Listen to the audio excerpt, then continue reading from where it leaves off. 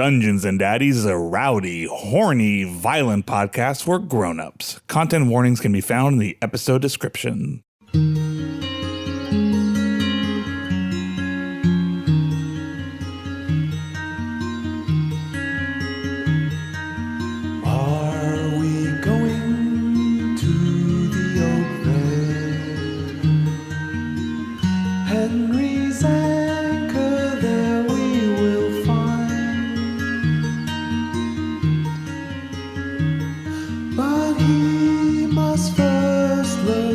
Family's tale through the hatch as a homunculi.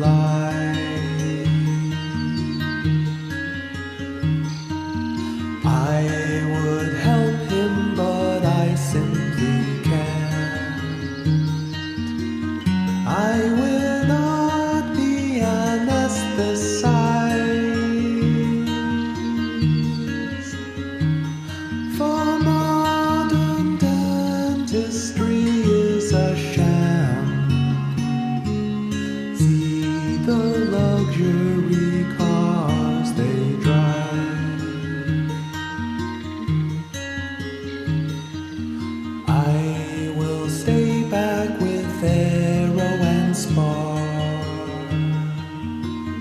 Fear not for your beautiful sons.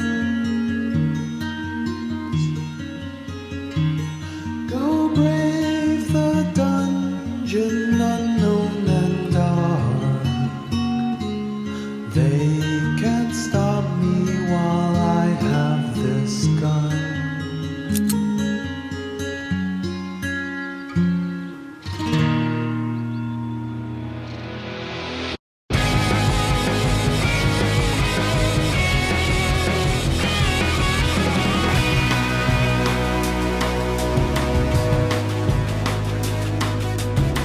Welcome to Dungeons and Daddies, not a BDSM podcast, a loose Dungeons and Dragons podcast, and for once, more of a Dungeons and Dragons podcast, as you will come to see, about four dads from our world flung into the Forgotten Realms in the quest to rescue their lost sons. My name is Freddie Wong. I play Glenn Close.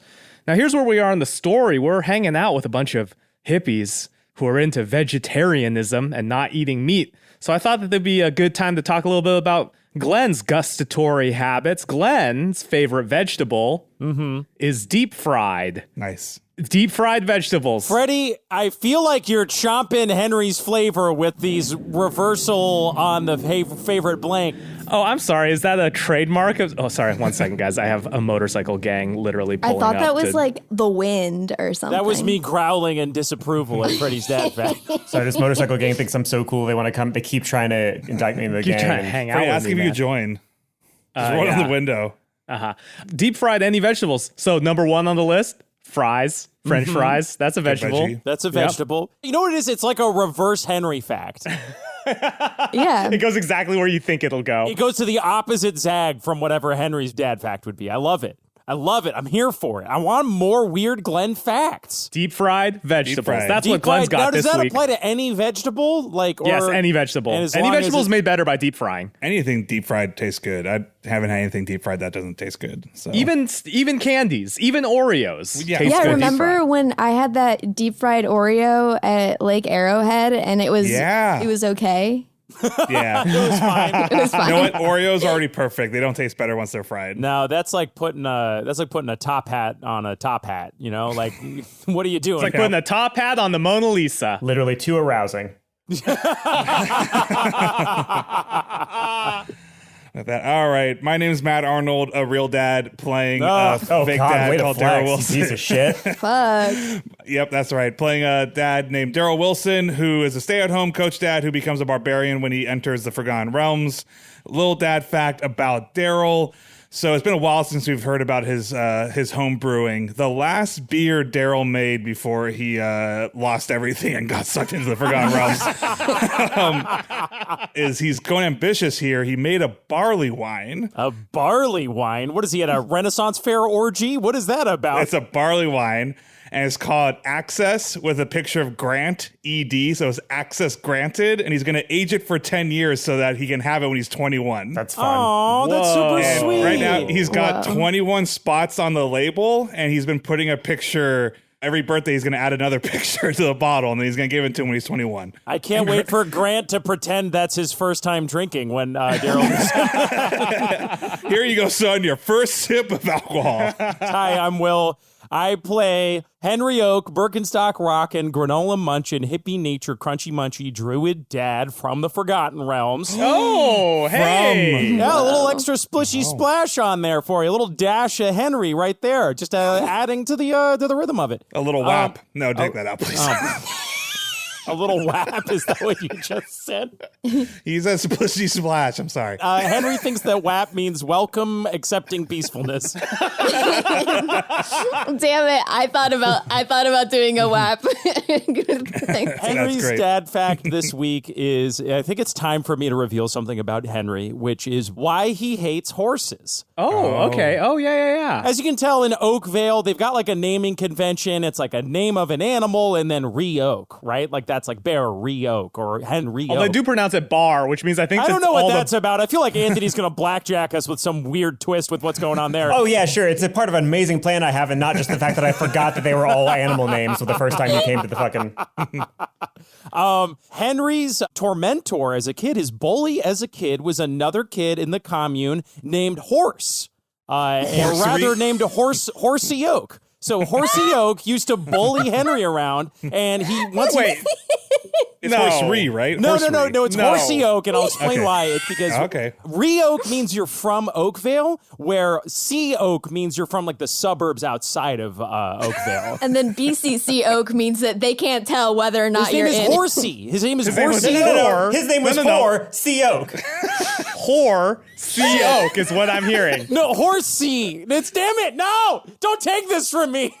His name is Horsey Oak. His name is He's Horsey from Oak. I was going to do a whole joke about how he's from the valley outside of Oakvale, and it was going to be a valley reference. It was going to be a funny LA joke, but you guys ruined it. Now By I turning hate it into horses. a joke for everyone. Now I hate horses I don't because understand. you ruined my This dad. doesn't make sense. This No, does it not makes make perfect sense, No, and- Why does it not make sense, Just Freddie? because someone is named the name horse doesn't mean you hate four-legged animals with long faces. No, it's just that when Henry came to our world and forgot his past, he had a low-key suspicion and tension around the word horse. It was like a traumatic thing for him. Yep. You know, Freddie, if you ever have like a child and you begin to Oh name a my child, God. what you'll discover is that you can't name your kid the name of anybody you've ever disliked in your entire life. So you'll find you and your partner like exchanging names and then be like, no, not that one. That person I hated like in elementary school. So I get it. I kind of feel like Horsey Oak was like a teen druid and would turn into a horse. Teen Druids. That's the name. That's it. That's the new Teen series. It's That's- called Teen Teen Druids. Druids. Literally, that's Animorphs. That's literally It's a real Animorphs. shame that you came up with the best possible character and it's not what we're playing. It's so Horsey Oak was like a mean teen who would like turn into a horse and shit on Henry's bed and stuff like that. And like, I fucking gallop love away and be like, Horsey Oak. oh, so Anthony, you know who's you know going to what you show up have in to this do episode now, now. Anthony. I just tossed you the fucking keys to this Ferrari. So No, anytime you the want to problem is you tossed me a villain that's better than the current villain we have. The reins to the horse. That's got some fucking Thanos killing Loki energy. Oh, are you kidding? It would be incredible if Barry's newest like fun partner that he like essentially his adopted his new son is his Horsey. adopted son. Hi, my name is Beth May, and I play Ron Stampler, emotionally detached stepfather and rogue. Fun fact about Ron this week, and it relates to last week's episode or whatever week. I've lost all sense of time in 2020.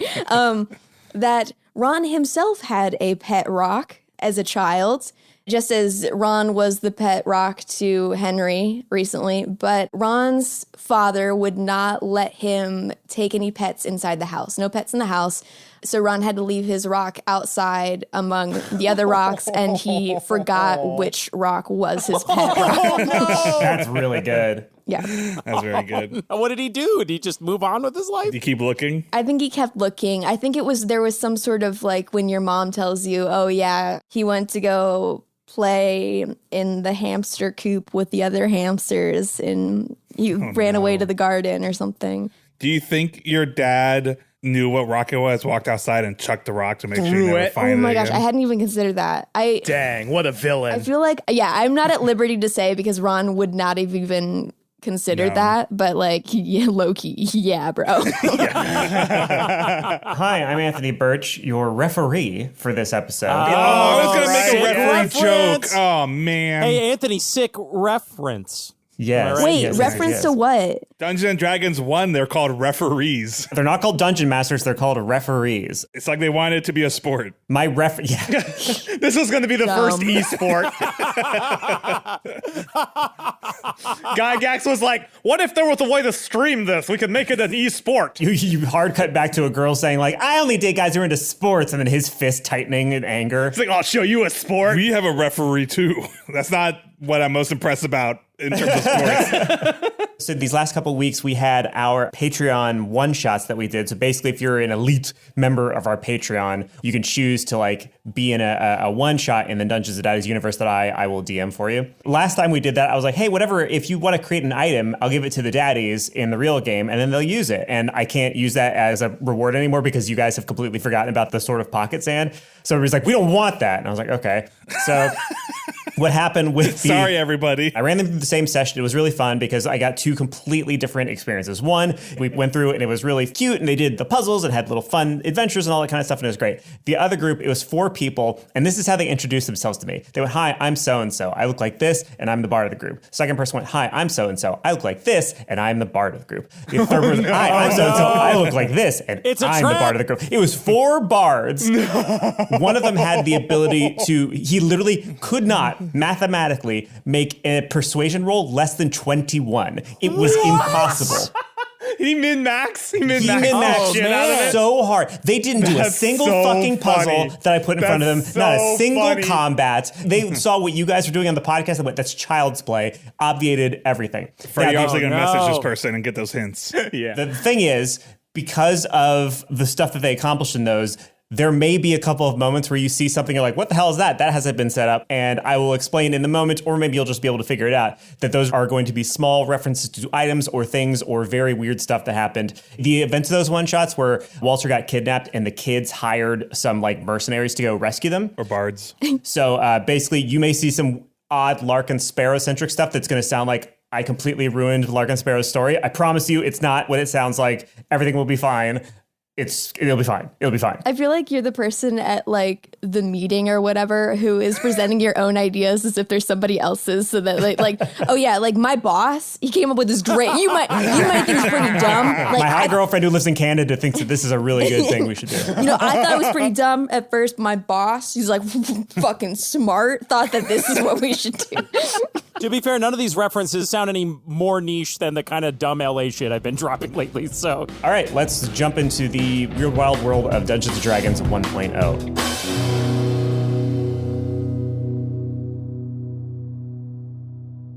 So to summarize what happened last episode, it was put to Henry that if he can go into the end of a particular dungeon that's in the town of Oakvale, he'll understand stuff about his past and why he'll want to stay in Oakvale and all this kind of stuff. The catch is the dungeon itself holds time within it so that anybody who steps into it immediately ages. And so the only way that you can get in safely is by putting your consciousness into a homunculus, and then the homunculus can go in your stead. The dungeon is governed by the rules of D&D 1.0. All of you agreed that you would go in with the exception of Glenn, who never even gets unconscious for wisdom teeth removal. And he and... By the way, that came out. I saw nary a fucking peep from anybody with DDS at the end of their name. I think they fucking know that I'm onto them. I'm onto them. Fucking liars. Wisdom teeth thieves. Stealing my wisdom teeth. Somehow it does not surprise me that dentists don't listen to this podcast. I don't know why, but it makes sense. So the plan, I believe, was that Glenn is going to stay outside along with the Lord of Chaos. Yes. Yes. Okay. So when we last left you, Canary had basically turned around, produced a die that was the wrong shape for the kind of characters you're going to be rolling. already off to a good start. She produced a D20 when she should have produced 3 separate D6s. Yeah. And said, let's roll your characters. So the question, first of all, is you guys have already built your characters out before we started. What do your homunculi look like? Because Canary goes, I could just make them look like you. They could just look identical if you want. Or would you want to be taller, like a little bit more buff? Do you want to have a fun mustache? Wait, we can be whatever we want? Yeah, whatever you want. I mean, as long as it's basically the same, 6 foot by 2 foot sort of humanoid Dan shape. Marino. Dan Marino. I don't know what that is. Don't worry about it, but yep, perfect. Sorry, what are you? How's this working, Darryl? Do you like ghost go behind her and like move her hands over the Sculpt Dan Marino. the mudman and you sculpt Dan Marino? Yes, this is exactly what happens. Oh, you have to craft it, Canary? Yeah, she took a bunch of mud out of the ground and is basically shaping it with her hands. And she's an amazing sculptor. First, she basically makes the figures of all of you, and then asks like, "Hey, do you want something special?" And I presume you go behind her and turn yourself into Dan Marino. Think about the most beautiful man that's ever lived, with the heart of an eagle Hey, I'm and over the brain here, of a Darryl. dolphin. Pretty much the opposite of Ron. And at his prime. Daryl, that's Wow. not okay. That's negative. Sorry, That's really Ron. a mean thing to say. Ron, you're beautiful in your own way, but I would say in most ways, Dan Marino is actually pretty close to the opposite of you. You got a mustache, he doesn't. You're pretty short, he's pretty tall. He's very beautiful. You're great. You're a great guy. Keep talking, Daryl. My homunculus is gonna kick your homunculus's ass. Not possible, Ron. We'll see about that. Okay, so Canary, can I go next? yes, please. Okay, I would like to be 6 feet tall, or even taller. Very, very tall. Not a problem. And then I would also like to be a dog.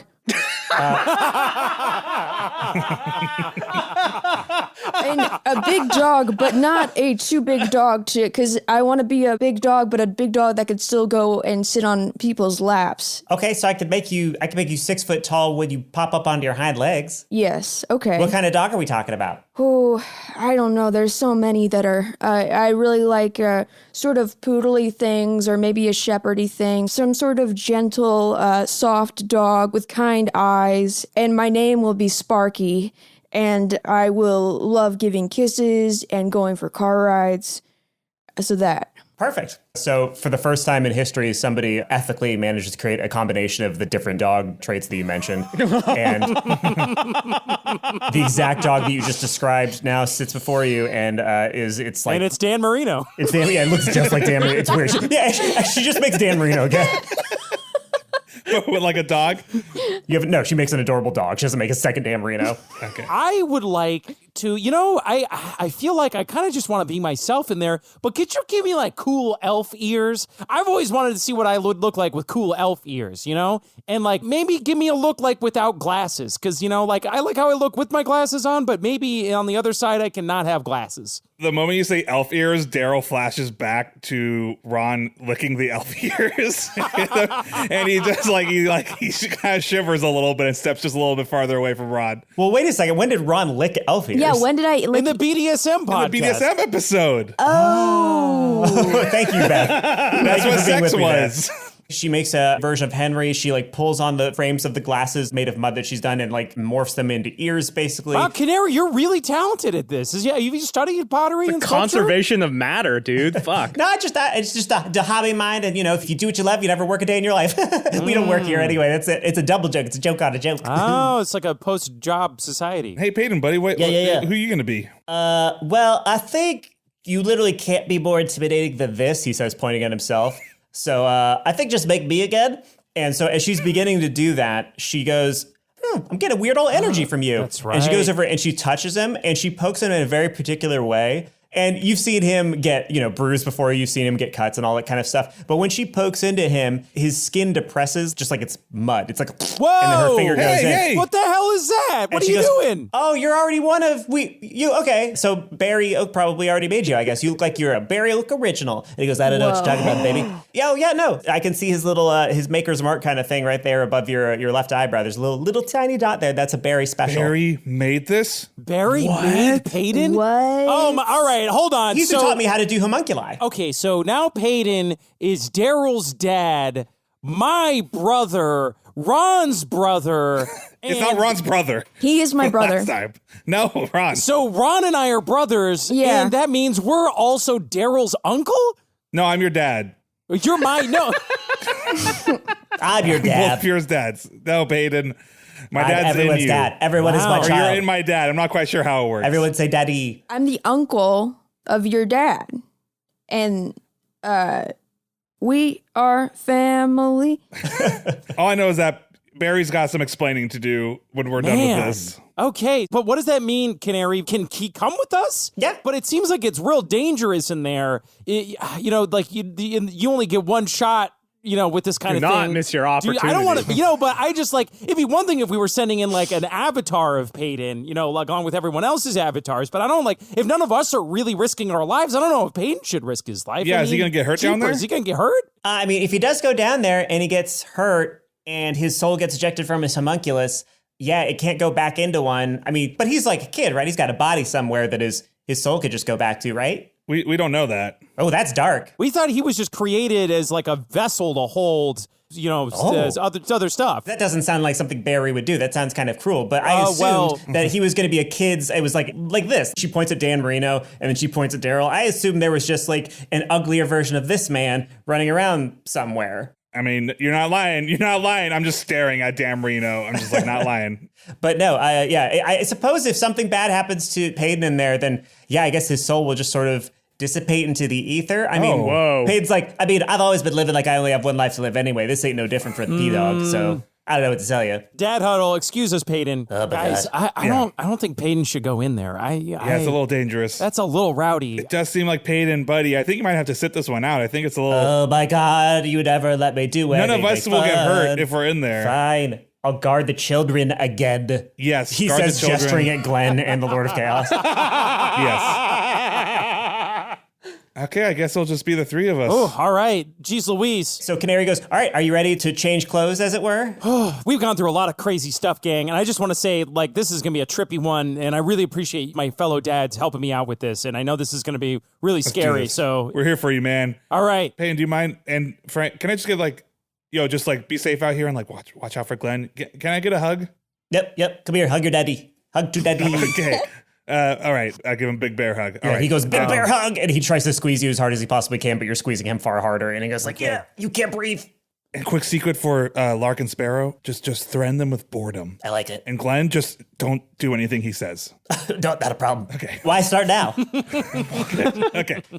Henry tearfully turns to his beautiful boys and says, Lord of Chaos, I'll see you on the other side of this, and be a very good Lord of Chaos until I get back. We are both going to spend the next 10 seconds pretending that we're not hoping you're going to get into terrible danger from which we have to save you. Well, so in that 10 seconds, we could say all manner of very sweet thing about how much you mean to us as a father, but know that we are secretly wishing for you to get into peril. Well, that hurts my feelings, but we'll talk about that when I get back. The 10 seconds are up. We hope you die. Come on. That's not fair. You don't mean that. I'm your old man. Of course not. We don't want you to die. We want you to get very close, and then we, the Lord of Chaos, will run in as the true hero that we always knew we could be. And we got to talk about how you guys are still watching action movies. I thought we banned those. I don't know how you're still seeing those. They're like John Wick. Wick, John. They're like all of the Grey's Anatomy audience. Ooh, we don't want them to die. We want them to get really close, though. That's it. No more Grey's Anatomy. And then No, we love Grey's Anatomy. Patrick Dempsey. So Canary goes, all right, who'd like to be first? I'll go first. Henry steps forward. So she walks over to you and she goes, boop, and puts a hand on your nose and then puts another hand on the nose of the Henry Oak homunculus, of the homunculus oak. And she goes, and a one, and a two, and a... And does a little... Very mystical spell. Yeah, does a little explosion with her hands. And the last thing you see before everything goes dark for a second is her hand on your nose, and then beyond her, a version of you with no glasses and then elf ears. Everything goes dark, and when everything comes back, you're looking at sort of a mirror image of the same thing, but this version of you has glasses and no elf ears, and you could just feel that you are different, that you are inside a different body. Yes. May I tell you about that beautiful body that I am now in? If you phrase it differently. As Henry comes online, he feels in his bones that he is Yurne, which is Henry backwards. Those are like urine. And he is a level 1 magic user elf. And if you are an elf, you gain the following benefits in Dungeons & Dragons 1.0. That's why I asked for those elf ears. Elves are more able to note secret and hidden doors, able to locate secret passages on a roll of 1 to 4. At the referee's option, elves may be allowed the chance to sense any secret door they pass, a 1 or a 2 indicating that they may become aware that something is there. Also, elves have the ability of moving silently and are nearly invisible in their gray-green cloaks. Delightful. Cool. I want to go. Canary puts her hands on your nose and then on Dan Marino's nose, and she goes, "Well, and then I put my hand on Dan Marino's nose also. She goes, that won't make it work. It means you'll just go back into yourself. You Okay, sorry. Very good. She goes, 1, 2, and all of a sudden you're no longer looking at Dan Marino. You are looking at Darryl, who is kind of just, I probably should have mentioned this with Henry too, but like he's just sort of standing there with a blank look on his face, like he's kind of sleepwalking. Like his eyes are still open, but there's nobody home. Oh, as Darryl appears in Dan Marino's body, he looks around. He cannot believe it. He goes, "Hey, buddy, I'm Dan Marino. Nice to meet you." And he puts his hands out to Darryl. He goes, "Just kidding." Okay. If you put your hand out to Darryl, the Darryl falls over. Darryl falls over. She goes, "Oh no, I was good. Well, don't touch yourself." That's gonna hurt. That's gonna hurt my back. You can't touch yourself in D&D 1. So I did a random character generator, and one of the things I randomly generated was I have a missing limb. So I kind of want to stick with that. Okay. You know, one way he could lose his arm is that he can like go for the handshake, and then like Darryl, even though nothing's home, the muscle memory is still there. Yeah, and and he goes for the squeezes super handshake, hard and and falls it back. rips his arm off. And rips off your arm. That's good. I like That's that. cool. And then when that happens, yes, Darryl just comes with this dope backstory where it's just like, yeah. It's like Furiosa meets Rookie of the Year. He's just been working on this one arm so strong. He's the farthest thrower. The second he gets his arm ripped off, you turn to the others to go, okay, the backstory of why I lost my arm. When everyone watched it happen. Yep. Darryl's getting really into this. My character has been training his entire life with this super arm, Rookie of the Year style, to become the best thrower of like magical daggers. But they're like footballs. Like pretty much. I'm like throwing footballs, but they're daggers. Magic daggers. Cool. Not just Ron's turn, right? Ron, come on in here. The water's warm. Or fine. I forget what the saying is. The water's warm means you peed in it. Yeah. Okay, I'm ready. That too. All right. Canary puts her hands on your nose, then hands on the doggy's nose. Aw. And she goes, 1, 2, and suddenly you're looking at Ron's crotch. Oh my gosh, what a handsome boy. I'm going to sniff it. It smells trustworthy. Ron, stop. Oh, I'm sorry. Hey guys, I'm really happy to see everybody. I've never been this happy to see anybody in my life. I'm so happy to see you all. Lark and Sparrow immediately come over and they go, "Can we pet you?" Please do. I love that. And they go, "Yay!" And they Yay. just 4 hands are just like running up and down you and scratching you and having a grand old time. And Peyton's like, "It's a good boy." While we're here and while I'm being such a good boy, I should tell you that I am a fighter and Yes, you are. let's see.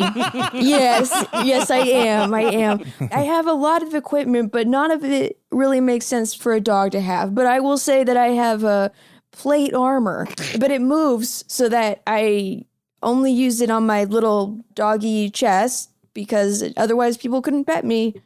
If a dog had plate armor, would it Wear it like this or like this? Honestly, the idea of like a terrier poodle mix with plate armor is very fucking cute. It's like Yeah, a war like a group. little vest. Yes, it's like Wargames. Yeah, the vest thing. Yeah, oh, it's so good. Oh my gosh. Okay.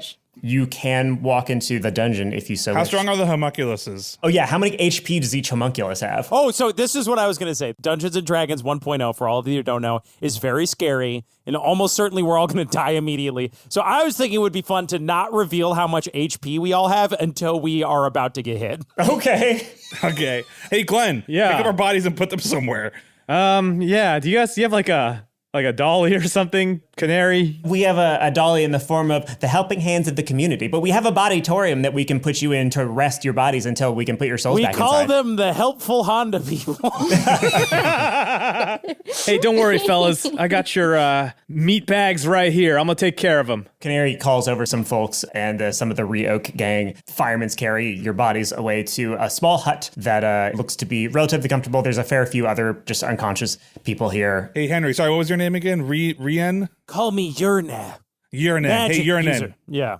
It So, sounds like, like, I know- urine. Maybe just call me Henry.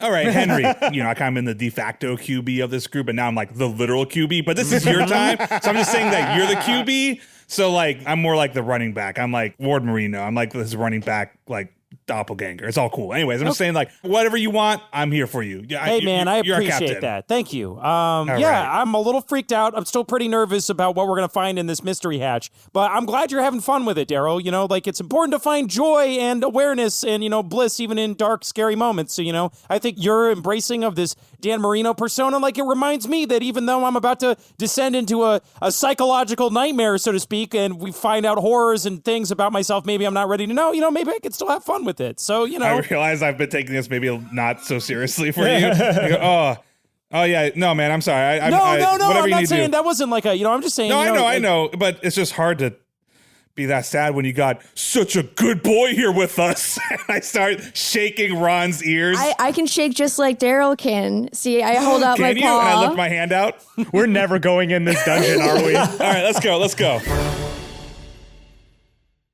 So before we go in, I just want to make one quick correction. So the 3 possible character classes in D&D 1.0 are, in descending order of how good they are named, A, cleric, B, magic user, and C, it's not fighter, although the website that you guys use to make your characters calls it fighter. The official name for this character class is Fighting Man. I am a fighting man. I'm a fighting dog. So you are a fighting dog. Oh, we have to donate to the ASPCA. No. No, it's fine. You're a dog who's a fighting man. That's less weird, right? Yeah, I'm a dog who fights a man. This summer, DreamWorks presents.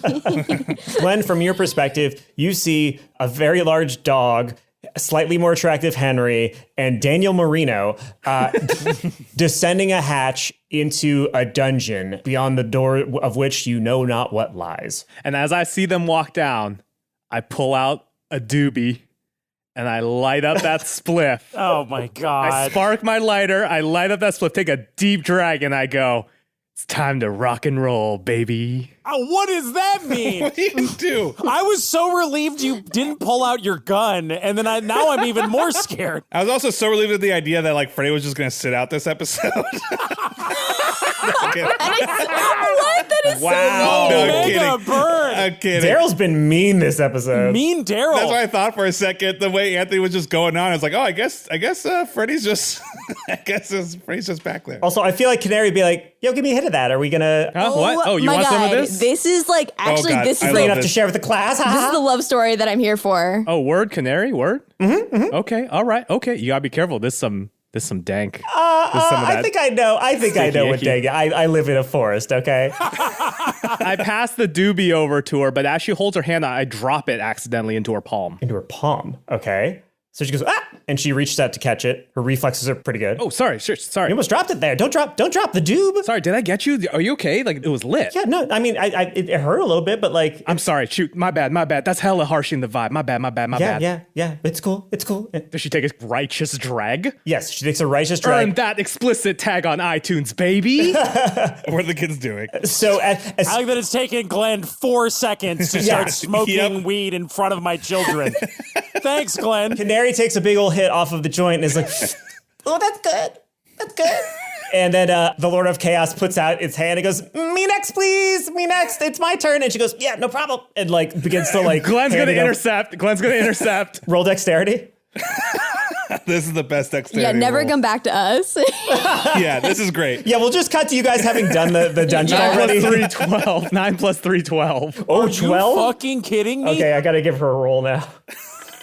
Okay, so she goes, ooh, no bogarting. And she like dodges your hand out of the air like a fucking kung fu move and then hands it to the Lord of Chaos.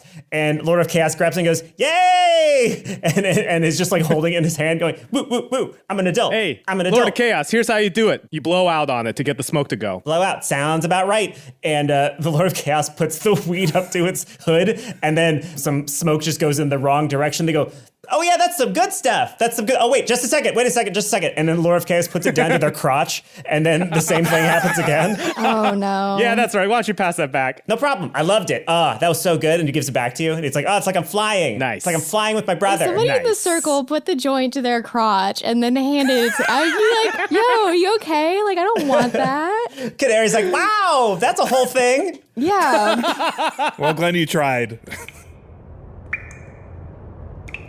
So you descend down into the hatch, and there's a stairwell that slowly gets darker the further down you get. And there's a door at the end of the stairwell that is closed. I opened it. Okay, so... Oh, and then I'm about to open it, and I stop and go, wait, Henry, I forgot your time to shine, baby. And I take a step back. Okay. QB. Okay, thanks, Darryl. You got two options. You can either open it or close it, or keep it closed. No other options. Thanks for letting me know the play, Darryl. I appreciate that.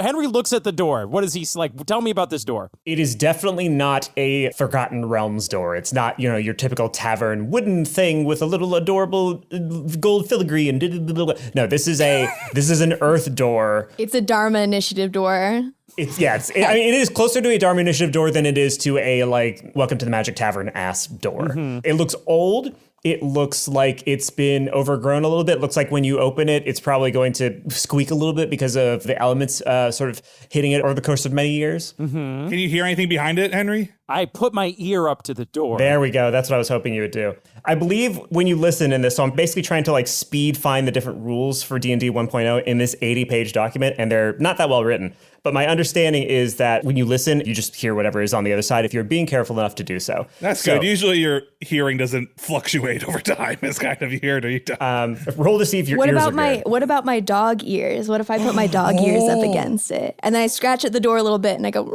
Oh, it's very cute. It's gonna be bad when you fucking die. Yeah. So Henry hears some shuffling on the other end of the door. It sounds like the shuffling of one creature.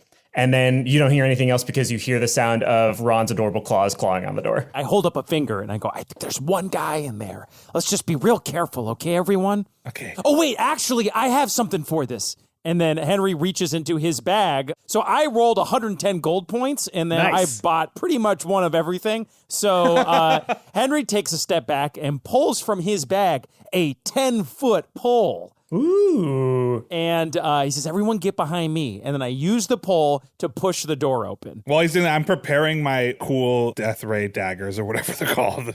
Death ray? What? Well, I have death ray or poison. Is How what do it you says. have death ray? That's not a level... that is not a level 1 magic user spell. Excuse me. I see what you're saying. No. The thing on your character sheet that says death ray or poison 11, is that what you're referring to right next to your HP? Yeah. That's your saving throw, bro. That's your saving throw for somebody death ray or poisons you. Oh. Okay, but instead of daggers, can I have spiky footballs like blood? I don't know, Matt. How'd you fucking spend your gold? Well, I have a dagger. So I'm saying I want, instead of a dagger, I got that. Yes, not a problem. Cool. I have a quiver of 20 arrows. As a dog? That's, again, very cute. Me and Beth did random. This is why. Yeah. I have 1 week of rations also, so. You'll be all set. I'm nervously eating and I'm holding my spiky football You're up. eating your way through 2 days of rations while looking at this door. I have 1 week of iron rations. Is that like a vitamin or like They actual? got more fiber in them. Okay. It's Special K. Okay, so That's the cereal, right? Or is that the drug? Special K, it's both. both. Yeah. Baby. Oh, did they name They named the drug after the cereal, not the other way around. Yeah. Okay. They named the cereal after the You drug. chase one with the other for a complete breakfast. I had my ketamine pops this morning. They were great. No. Gotta have my pops. Once you pop, you can't stop. Face down in a cereal bowl. Oh, dark. So with your 10-foot pole, you push open the door, and you can see the shadow of the figure walking around in there. It seems to be humanoid. Again, there only seems to be one of them, and it seems to be moving relatively slowly, kind of ambling about. I say, hail and well met, Oh my God. fellow traveler. Be ye friend or foe. So the figure stops, and then it turns toward the stairwell and then starts walking. As it's walking, we still can't see it until it gets closer, right? So as it's going, I have 6 torches for some reason, because it's random. I toss some of my torches in through the door slot, so it's hopefully illuminating him. Use that damn Reno throw to light him up. So you throw a torch in. So that means as it gets close to the door, you can see that it appears to be a normal human being, except its clothes are torn, flesh is rotting off of its face. Zombie. It's wearing like a Newsies hat. You hate to see it. It looks like Christian Bale. It's Yeah, it Bill looks like Christian Pullman. Bale. It raises its finger at you and it goes, and it starts walking up the stairs at you. It's a fairly narrow stairway, so there's not really space to move around it. You can either attack it, try to push through it, or move back up the stairway. What do you want to do? I poke it with the 10-foot pole. Nice. Like Okay. to kind of scoot it to the side. Like I'm trying to shuffle it away from us. Or like maybe just like I'm just poking it to try to hold it back. I'm like, oh, there's a zombie coming towards us. What should we do? What should we do? If you want to like pin it up against the side with the pole, you could do that, but this is a very temporary solution. Yo, push it up and I hold my spiked ball and I'll just smash its head in a bunch. Okay, that's a great idea. I try to pin the zombie to the wall with the 10-foot pole so Darryl can get a clean hit on it with the football. All right, give me an attack roll. So I can just tell you the zombie's AC is 7, so you have to roll a 12 or above. Okay, I got a 13. The zombie is pinned. Darryl, go ahead and give me an attack as well. Do I get some sort of like, not advantage, but is there any benefit for him pinning him? No, it just means he's not going to be able to counterattack. That is He's an not going advantage. to be able to That's deliver the the paper. Nice.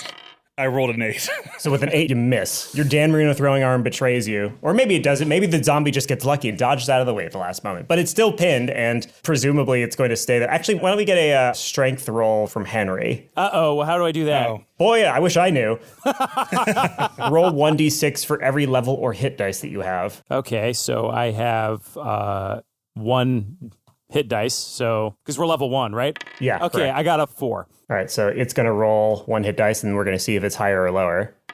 1. Okay, so it's still pinned. All right. So Ron, is your turn now. Okay. Okay. That's happy dog, Ron. Ron, do something. I roll over.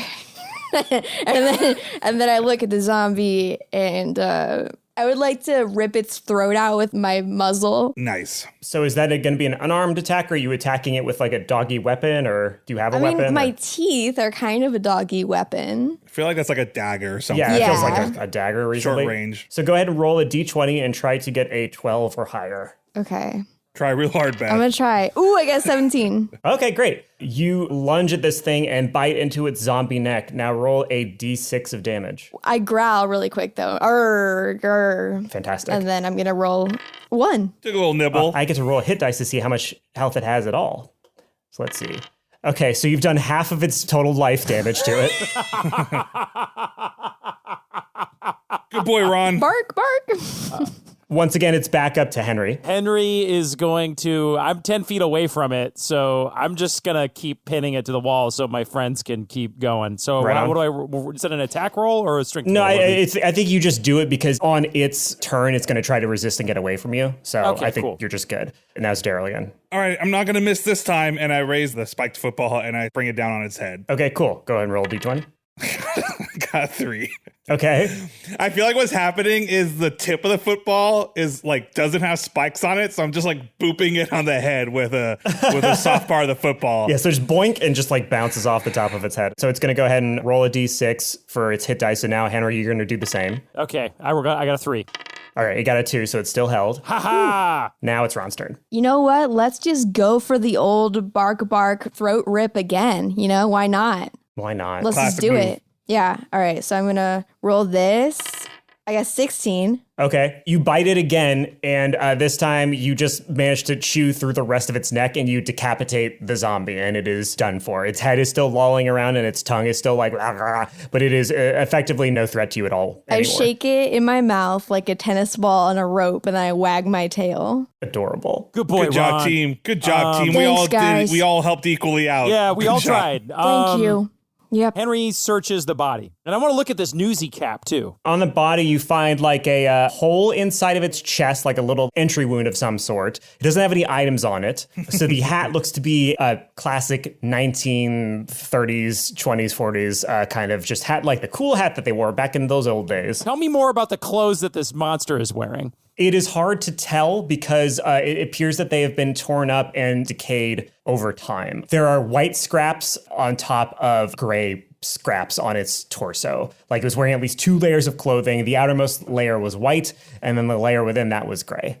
Okay. And wait, there's a bullet wound, you said? There's a hole in its chest. Does this Newsies cap look like it's from our world? Is it Yes, look it like does. Okay. All right. So Henry looks at the hat and inspects it. He says, "Guys, this is like from our world, right? Like this isn't like a fantasy hat, right?" Yeah, this is definitely, this feels like the fries all over again. This All is right. definitely Okay. some of our stuff in here. We're getting into some heavy shit, gang. Feels like every bad dude I dated in high school. The zombie reaches down and like tips its own hat at you. Milady. Henry puts the Newsy cap on and steps into the room. Okay, cool. Before I go in, I cut a foot off of my 50-foot rope, which I also have, and right. I use it to tie my lantern to the end of my 10-foot pole. and now I'm walking into the room with the lantern on the end of the 10-foot pole. Cool. To That's cast fun. light about the room. Okay, so that means you can stand in the doorway and still sort of see what's going on inside the room. Okay. So you are coming in from, let's say, the west entrance of this room. Oh boy, get the pen and paper out, everybody. I'm going to be relatively simple with it. We're going full fucking Zork text adventure shit. So in this room, you can tell that there is the door to the west, which you are currently standing in the doorway of. Mm-hmm. There's a door to the north, to the east, and to the south. And this particular room, there is like a couch against one wall and a chair with a desk and what seems to be like an old rotary phone next to it, like an old classic water cooler that's made of like glass. Some very dead plants, some framed pictures that have shattered and the pictures inside have rotted away. I motion everyone forward, guys, get a load of this. And I very cautiously enter the room. I follow. To the north, there is a closed door, and in front of the closed door are about 4 or 5 dead goblins. Their eyes are all bugged out. The veins on their necks are bulging out. They look like they were in incredible agony. Damn. They're dead in a little pile in front of the door. The doors to the east and south are just closed. Guys, what the heck is going on in here? There was a zombie guy with a newsboy cap. This room looks like it was from, the one time I went to New York City, we saw this experimental play called Sleep No More, and it looked No a lot way. like this. There was a lot of, it was more Mercedes thing than mine. I didn't really get it, but there was a lot of this stuff A lot going of environmental storytelling. You can Yes. open up the drawers, look at stuff. That one had the nudity, right? Yes. Yes, if you did it right. That was Darryl asking. Oh, sure. Yeah, I realized after you asked. Ron goes over to the rotary phone. Okay. Maybe like As a dog. Yeah, as a dog, and then like sort of muzzles the receiver off of the thingy thing. Oh, good idea, Ron. Good, call for help, boy. I pick up the receiver, see if there's anything, if I can hear anything. No dial tone. No dial tone, unfortunately. Hey, so, I mean, I guess this is weird, but like considering I just found out you're from here originally, I mean, I guess there's just some whole crossover stuff going on. So It's this is really, like Sliders. It's a good show. this is freaking me out. Of course, Darryl likes sliders. Of course, Daryl's The a idea that fucking Daryl's having Sliders arguments fan. with Carol about, like, I don't know why you like stuff like Primer when there's perfect sci-fi like Sliders there waiting. They go to a dinosaur planet and then they gotta save a raptor. It's easy.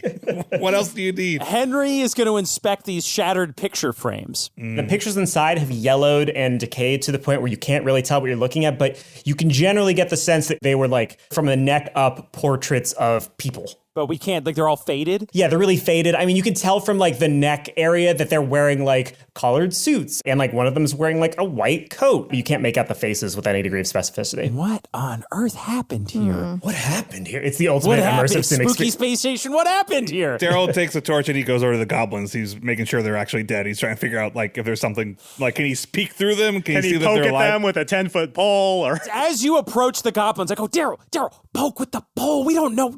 This guy was dead and he came out. Those guys come back to life. I'm taking the pole and I'm holding my torch and I'm slowly heading towards the dead bodies. Okay, so you're And then gonna I- do what with the dead bodies? And then I'm gonna poke. Okay. So you poke the dead bodies. pulse-pounding D&D action. We've immediately zeroed in on the D&D 1.0 strategy. Exactly, which is just act like a big baby. I poke an eye. Okay, so You can't fake that. You can accept like getting poked, but like you get poked in the eye, they're moving. I like that. Daryl's right. So you poke the eye and you meet some resistance, and the eye meat yields, and the pole just goes into its eye and just goes inside of it, and the goblin to which the eye is attached does not react in any way. It is He's dead. definitely The dead. I Meet Yields is my band, and you guys are more than welcome to I join. thought that was the last Tool album. Daryl obviously turns his eyes away from that disgusting sight, and he's going to gently lean over the goblins and inspect the door behind them. There's a door with a handle and a keyhole. I peek through the keyhole. You cannot see anything. It's dark. I whisper through the keyhole. Maybe there's a key around here. Hey, is there a key on the other side? I'm whispering through the keyhole. Does anybody have a key over there? Silence. Guys, I think we need a key and there's nobody over there. Or if there is, they're probably scary and they don't trust us. I use my muzzle to root around in the pockets of the goblins. And I'm like, oh. You find 5 gold pieces, but otherwise nothing else. I pocket them in my dog pockets. Dog pockets. I check if the door's actually locked. You wrench down on the handle. Slowly. I didn't wrench down, Anthony. Checking slowly. We'll see you in 10 episodes for when we get through to the next room, guys. Yeah, no, we're not, no. You put your hand on the handle, you hold it, and then you rotate your wrist. And with a loud hiss, a green gas comes out of the keyhole. And so now you have to roll Oh, jeez. for saving throw for poison. I close my mouth. Yeah, that'll work. So roll a d20. Well, guys, it was nice knowing you. Don't worry. I rolled a 4. Ooh. I'm having really bad rolls. Am I saving? It says death ray or poison. Like, those are the same fucking thing, stupid ass game. Death ray or poison is a 13. So the original rules of D&D 1.0, it mentions poison 23 separate times. Not once of the 23 separate times that poison is mentioned does it say what poison does. So it is generally agreed upon that failure of a poison saving throw just insta-kills you. What? So unfortunately, with that in mind, Dan Marino, his eyes begin to bug out, the veins on his neck begin to pulse out. He clasps. Ooh, that was the clue, wasn't it? Yeah, it that was the clue. He grabs at his neck. No. Daryl, no! Oh, wait, he's not really down. Oh, man. Oh, jeez. Ron starts nudging him with his muzzle and whining, and then looking around for somebody to help his master. Don't open any doors. Just, oh, God. And then he Oh, lays jeez. down next to the body. Oh, it's okay, Ron. I hold on to Ron, and I fall to sleep forever.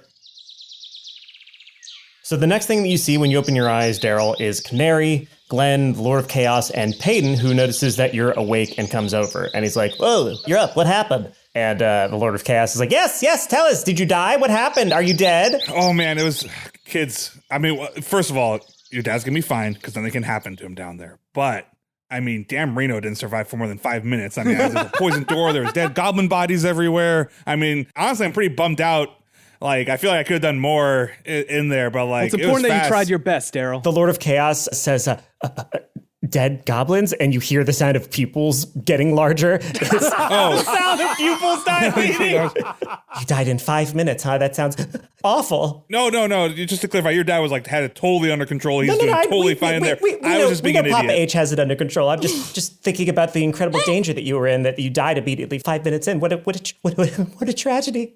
Meanwhile, Glenn and Canary are having a little conversation like, "Hey, Canary, do you guys have like fried zucchini or anything like that? Or like fried potatoes? Because if you're just going to do vegetables, you're eating them kind of gross. Do you guys do that? Do you fry stuff up?" Why remove the delicious taste of a vegetable by making it all taste like oil? And Glenn kind of crosses his arms. He's like, "It just feels like you're not being very good hosts if you're not going to accommodate my dietary needs." Hey guys, That's I all. died. I lost right away. How's it going, Glenn? Well, I'm just trying to get our diet situation all set up, and they got your vegetables friend here. died. Did you not want to deal with? But, I mean, he's right here. You good, Darryl? What's that smell, Glenn? I'll tell you what the smell isn't. It's not the smell of like French fries that I'm supposed to perform, and I'm accustomed to certain things in the backstage area. Actually, I'm down with that. If you got fries or something, that'd be great. I'm pretty hungry. People are hungry, Canary. 24, Glenn persuades. 24. Okay. Hey kids, you want fries? Oh, obviously, of course. I'm so hungry. I have the munchies. I look at Darryl, I'm like, they're fine. They didn't smoke weed. So yeah, Canary goes to get some. She's like, I guess I'll go get some potato and some oil, I guess, and a pot. I don't know why you would do this, but fine. And she walks off. I go with her to explain how to deep fry vegetables. Great. So we're back in the dungeon. It's okay, Ron. He's in a better place because he's back over there and not. He's fine. So I forgot to mention, the door does open, though. Sorry, we were so busy feeling back in the dungeon. And it opens into a broom closet. And inside the broom closet, there is a file cabinet. Okay, let's just keep cool. Here's what I'd like to do. And Henry takes his dagger and he cuts the hand off of Dan Marino. Oh. And he sticks it on to the end of Ron's 10-foot pole. And then my God. I cut another 10 feet of rope and tie, like, basically I want to rig this up like a claw grabber. So that, like, Holy we can shit. tug the hand to operate funny as hell. stuff. Do you know what I mean? Like, Yes. You're tightening his fist. yes, basically what I'm thinking is there's a string tied around each of Ron's fingers. Well, not Ron's fingers. I guess it'd have to be my fingers. because Ron's a dog. And then like each of Oh, those wait. strings. Okay, like a string tied around my tail so that when I pull my tail back, it like extends the hand. Yes. And- So yeah. Ron has basically a claw grabber sticked on the end of his dog head that's rigged up 10 feet away, and he can use his tail to manipulate it. Fantastic. The way it's strapped to Ron sounds like a Dr. Seuss book where they have like a creature and there's like a carrot, hanging out in front Yes, of them. yes. It's that, but it's Dan Marino's arm. It's Dan Marino's arm. It's got a Super Bowl ring Dan on Marino's it. super buff arm with a Super Ronnie Bowl ring. Doggy's not from this land. Ronnie Doggy finds a severed hand. Nice. What do you call it, Henry? Do you call it mage hand? Yeah, it is a mage hand. Yeah. That's Nice. really funny. So we've got mage hand now. Okay, Ron, I think we should proceed with caution into this room. Do you smell any more poison? Ron, do you think the poison's gone? Do I roll smell? When the door opens, you can see that on the reverse side of the door, there was a big old vial of green liquid hooked up to a mechanism that connected to the lock. Oh, I see. And so it's like a little it's gone. chambered. No, the poison is still there in a vial, but it's like whatever latch or whatever catch triggered it, it was triggered by the opening of the door, not like the room itself. Well, I Okay. guess by the fact that we're not dead, we know there's no more poison in the air. So let's proceed with caution Brilliant. into this room. What do you say, Ron? Yes. Okay, let's do it. The longer Ron spends as a homunculus dog, the closer he becomes a dog. I don't think he'll ever recover. We go into the room. The only thing in this room is the file cabinet. It's a very small room. Ron, I'm going to stand 10 feet back. What do you say you open that filing cabinet with your dog hand? I'm gonna try to do it. Okay. What do I have to roll? I don't think you have to roll for that. Yay! Oh my god, that's so great. I was like, oh damn. But now it's like, yeah, I could just do it. Okay, I do it with the old mage hand. All right, so what's going to happen is generally the way that D&D 1.0 works is anytime you do something that would require any amount of time, I have to roll on the wandering monster table to see if a monster hears you or comes in or whatever the heck. Oh, it hasn't been that long. And no monsters show up. You open the file cabinet and inside is a ring. Oh man. I inspect the ring. You can't tell necessarily what it does on its own. You'd have to put it on. Actually, no, I don't know if this is how it works, but whatever. I feel like you could probably roll like your intelligence or your wisdom or something to get like a vibe. Vibe check. I'm going to do a vibe check. Vibe check's been around since D&D 1.0. Yeah. It's true. I'm going to do an intelligence vibe check on the dice. So what do I roll for that? A D20? Yeah, why not? I think it's an engagement ring. I got a 7. You can at least tell that it's not like cursed. It's not going to be a bad thing if you put it on, and it's not going to be inextricable from your. Okay, what does it look like? What is It the looks like ring? an engagement ring. It looks like an engagement ring. So on the inside lip of the ring, you can see the letters carved SW. This is like Benedict Cumberbatch saying he's Khan. This means nothing to Henry. So, all right, there's an engagement ring. SW. I wonder what that's about. Well, let's pocket this. This might come in handy later. Do you want to try one of these other rooms?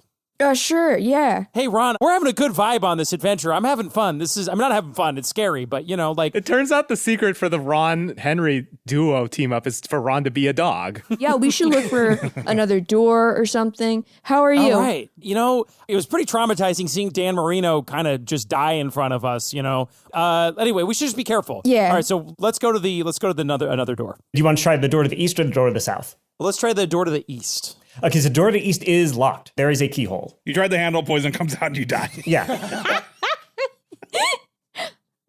Well, I'm gonna go south. So in the southern room, the entire floor is covered in loose papers with like typed up, like typewriter, like ink on them and stuff like that. The entire floor is covered with papers with the exception of one band that bisects the room from west to east. You're facing south. And on the other side of this band, on the southeast corner of the room, there is a door. Ron, I got a real feeling that we should shove a 10-foot pole towards that band That's before what we I go was through thinking. it. I got a real bad feeling about that invisible line. That's all I'm going to say. But before we do that, though, I want to check out these papers. What is this all about? So I look down and I read one of the papers. So on the papers, you see what seems to be a lot of very technical and military speak. You see things about tests failing. You see things about experiments not quite resulting in the joule output that you wanted. Just give me a straight D20 roll just for luck's sake. I got a 14. Okay, so 14 is not quite going to get you to the special thing that I've got hidden in there. But if you want to roll again, you can. And I'll just roll on the Wandering What Monster. about the doggo? Wait, Ron gets to roll, right? I did, and I got a 5. You got a 5. Okay, so also did not help. I can roll again, but that means a monster might show up. It means I'll roll, and if I get a 6, a monster will show up. Okay, I'm going to, I feel like there's something special hidden in these papers, something important. I'm going to keep looking. I got a 10. Ron, you want to go again? Sure. I got a 2. So yeah, no, I rolled a 1 before, I rolled a 1 again, so no wandering monsters show up. You can, again, continue to do this for as long as you want. So basically, you only have to beat a 12 now if you want to find what the thing is. I feel like we're getting close. I'm fine. I'm going again, bro. I'm going again, too. I got a 6. I got 17. Woo! Hey, 17. there we go. Okay, so with the Boy, 17, good boy. with the 17, your little adorable wet doggy nose finds a scrap of paper that, unlike the rest of them, isn't completely covered in text. Only a couple of words are visible on it in the dead center of the page, and it's in quotation marks, and it says, "Heart's greatest desire." Is this a screenplay? Does this look like a screenplay to you? What on earth is going on here? All right. Well, let's file that away with the rest of our mysterious clues, and I think we should press on. You should know that I also have, 2 small sacks. And a backpack. Hey. That's good to know. It's good to that's I could toss one of the sacks. So you wanted to throw a sack or hit the band with a stick or something? I think, Ron, my feeling is let's get way back and then let's chuck one of your sacks at it. Okay. Oh, you should like put some like goblin parts in it so it has some weight. Yeah. I got the idea to do that all on my own. Okay, but like when you throw it, you gotta hold on to my collar so I don't retrieve it. Ooh, good point, Ron. Good point. Stay. And I hold Ron's collar and I throw the bag at the line on the ground. You throw it at the area of the ground that has no papers on it, and for a second, nothing happens, and then you hear a click, and the entire band in the center of the room turns out to be a trapdoor. It opens up, the bag falls down, and you hear as it's stabbed through by a bunch of spikes. Oh, okay. I do want to point out that as an elf, I am supposed to be able to sense doors. So I don't know if this trap counts as a door, but I wouldn't count I guess it as not. one. It's really more of a trap. Like, go fuck It's a yourself. trap pit. Shoot. Is there anything? There's a door on the other side, you were Yes, saying? on the other side of the band, Which there you is another sense, door. by the way. Yeah, which you said you could feel it the second before All you see it, right, you fuck smell it. you. What if you hold on to my collar and I'll go just sort of like 1 foot at a time across, and then we'll just do a little hop over the center line together. Yeah, I guess let's go with that. You go first, Ron. Okay, I'm gonna go first, and then I put my little paws, or my big boy paws, on all of the papers and stuff like that. Maybe I look around, see if I notice anything cool that I could take with me back into the... No, you don't see anything okay. cool. Ron's a plunderer. You step over, I'm not going to make you roll for it or anything. You just manage to step over the band, and nothing happens. The trapdoor does not open. All right, I follow Ron, and then we apply... But this time it kills you. Weird. No, yeah. No, it works fine. Okay, I inspect the door. So you can tell that the door is not trapped, and my wandering monster roll, nothing came up. But you also hear 2 voices inside. They're going like, we gotta get back to the boss. And they go, no, there's gotta be something else in this room. It can't just be a key. There's nothing else in the fucking room but a key. What a pain in the ding dong. I told you we shouldn't have come in here. God, who knows how long we've been in here. Ron, what do you think of these guys in there? I don't know how long they've been in there either, but I'm kind of starting to wonder how long we've been in here. Like, how old is my dog in dog years, but how old am I in human years, you know? Oh my God, what if it's an interstellar thing and we come out and everyone else is way older? Oh, there's no time to lose. We gotta hurry up. Henry opens the door. So inside, you see 2 goblins, and they turn to face you, and I'm going to make a morale roll for them, because there's a chance that they'll just go like, "Rah!" and run. I have a pretty high charisma score. Can I do anything with that? Fortunately, in this mode, charisma only matters about like hiring like hirelings and Oh, stuff. other fighting men. Yes, other fighting men. Damn, Reno had really high charisma too. Okay, so I'm going to roll 2d6 for their morale, and they got an 8, which means that they have an uncertain reaction. So the 2 goblins turn and they go, what? Who are you? Who are you? You're not from here. Those clothes are not. What's going on? I step forward and do a good boy sit and wag my tail and stick out my tongue like, you know, like a friendly dog. That's a good boy. It seems to be a good boy. Yes, isn't it? Yes, it appears to be a good boy. What if this other one? I say, hail and well met, friends. We are wanderers searching this dungeon for clues about my past. Honesty is the best policy, I feel like. You know, you go in, you shoot straight. Sure. That's good. Learn that from Darryl. The goblins go like, by answers, do you mean treasure?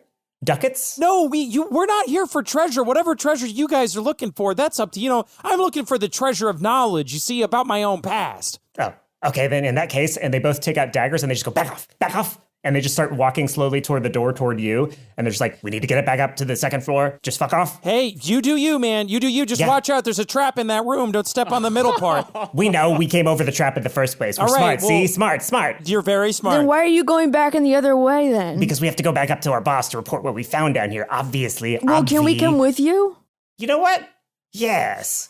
Why do you guys not? know how to get through this dungeon? It seems really dangerous. Like We vaguely remember how to get up to the third floor, yes, vaguely, but not like specifically, not so much that you won't have to do the puzzles. Sounds good to me. Sounds good. You guys want to team up to get up to the third floor together?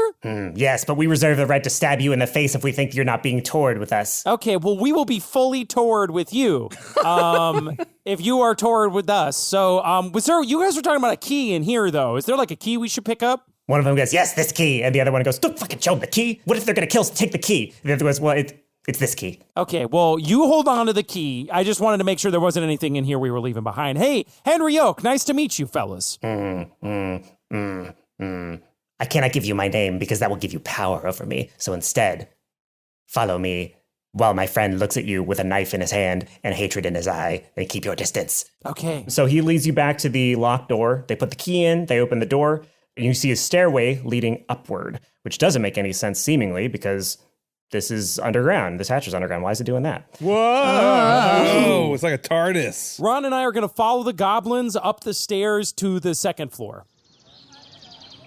Let's go back outside with Glenn and see what he's up to. So I'm with Canary, and we're in the cooking area, I guess, because I'm looking at the kitchen that they have. What does that look like? It's basically just a bunch of raw vegetables placed very neatly next to each other. A very, very large spice rack.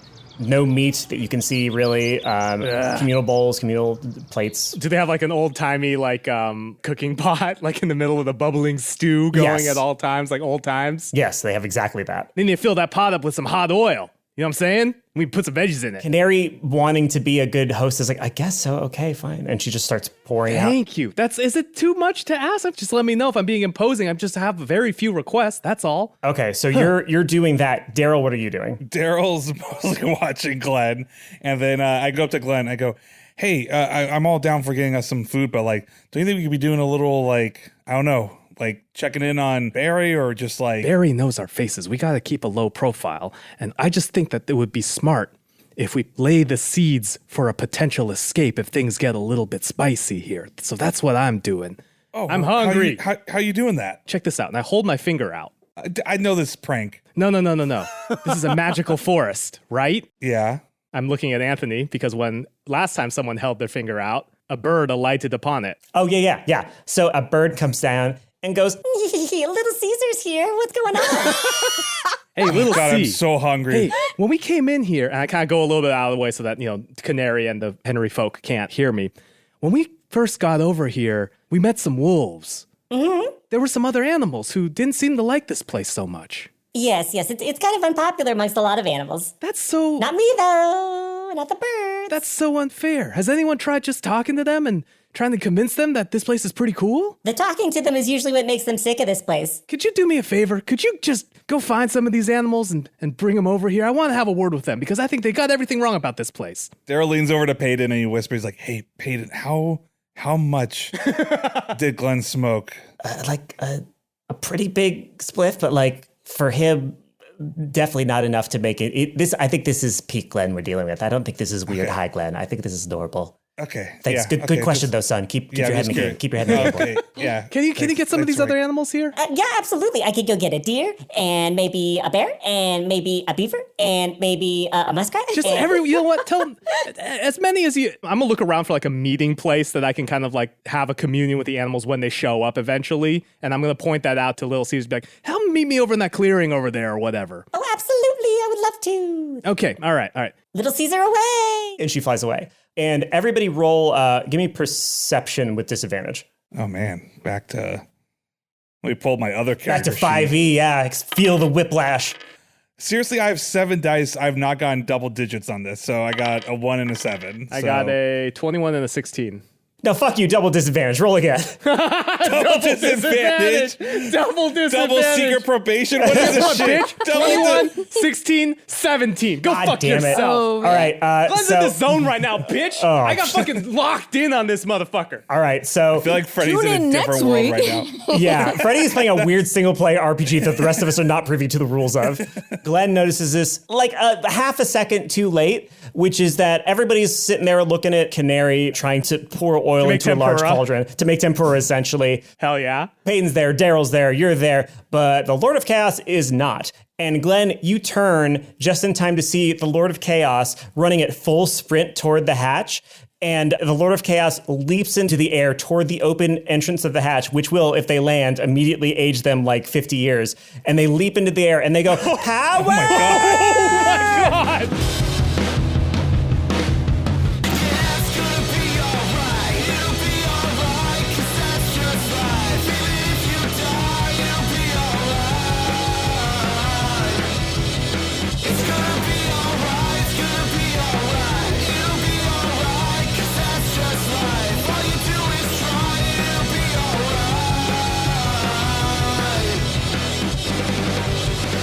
Dungeons and Daddies is Matt Arnold as Darryl Wilson, Anthony Burch as our DM/referee, Will Campos as Henry Oak, Beth May as Ron Stampler, and myself, Freddie Wong as Glenn Close. Theme song and outro is All Right by Maxton Waller. Word to the patrons, people like Zach Wotruba, Rita Willard, Lee Morgan, Fiat Lux, that's the name of a car, David Brian Scott, Joe D, Eric Ambrust, Kat Kerwin, Sean McKee, Emily Martin, Kelly McHugh, Blake David, Eric with a K, all you Erics with a C, I'm sorry, Whitey04, and Benjamin Bate.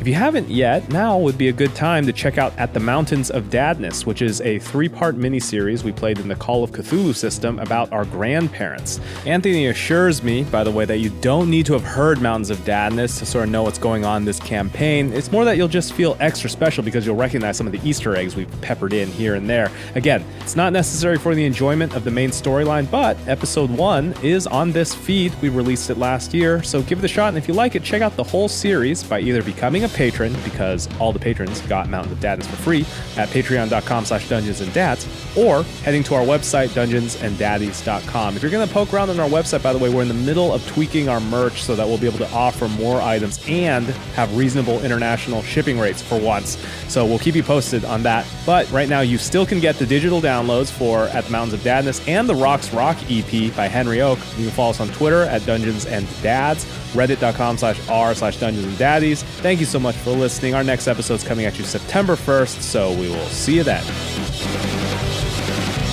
There was a time when you could read between the lines. You know they never brought you down. Never brought you down.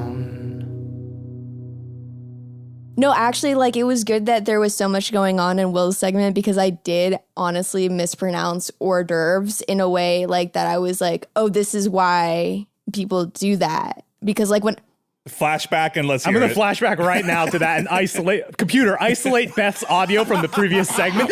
enhance. Wait, like hors d'oeuvres. Or Wow, you really did, Beth.